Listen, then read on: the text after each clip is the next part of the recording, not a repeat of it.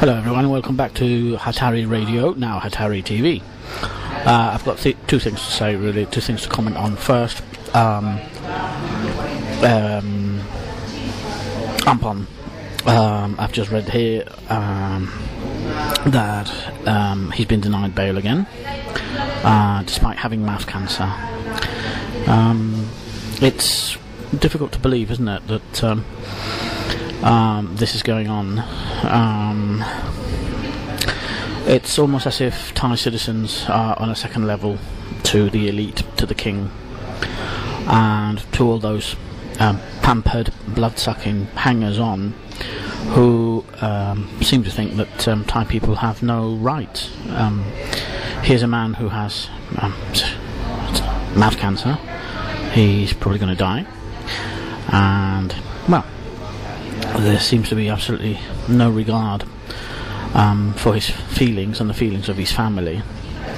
But when it comes to the Thai king and his family of vultures, this lèse majesty law is imposed on absolutely everybody. Obedience is imposed on people, so that nobody can criticize them, even when they say incredibly stupid things and they act in the most stupid way. Their privacy, their right to dignity is sacrosanct, but everybody else's can be trashed and can be overlooked and denied, like that of Ampon, who is obviously in a very serious medical condition.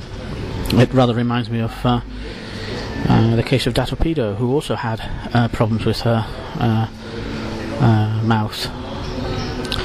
And I suppose foul Thai royalists will say that this is bad karma, which is what they said in the case of Datopedo. Oh, it's bad karma. Datopedo said bad things about the Thai king. Their words, not mine. And as a result, she got mouth cancer. They'll probably say the same about Ampon. This is nonsense, of course. I could say the same thing about King Bhumibol. I could say to you that he lost his eye because he shot his own brother close to the eye. And of course, that's not true, is it? We know that King Bhumibol is not responsible for Ananda Maidol's death, and he certainly didn't shoot him between the eyes, right? So all of this is absolute nonsense. I think that what is happening in Thailand is an absolute disgrace. It's an absolute disgrace, and people should force the Thai government, the Thai regime, the junta that's mismanaging the affairs of state, to treat people with respect and not keep them in prison without bail when they've got particularly serious medical conditions like this. The other thing I want to talk about is Datopedo. Andrew Spooner has written an article about Amnesty International and their position towards Datopedo. I'm reading it now. It's an article in Thai Intelligence News Study Centre. Now, what Andrew Spooner says, I think, is that the reason why Amnesty International have not considered Datopedo to be a prisoner of conscience is because she made a deliberate verbal attack on Thai royalty. And Andrew himself argues that this is nonsense. The only reason why she is being treated this way is because they're royalty and Datopedo's a commoner. And I agree. I think that that's really the only reason. But there is one thing I want to say.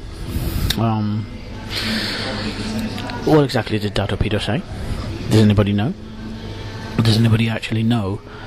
Has anybody actually seen the transcript of her rally speech?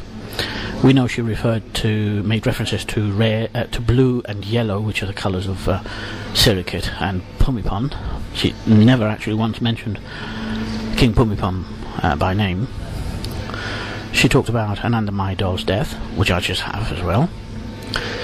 She talked about, about Pridi, and about him having been accused by the King of Thailand of murdering Ananda Maidol and ruining his career. She talked about many things, about the lack of democracy in Thailand. This is not a violent threat against members of the Thai royalty, as Amnesty International says.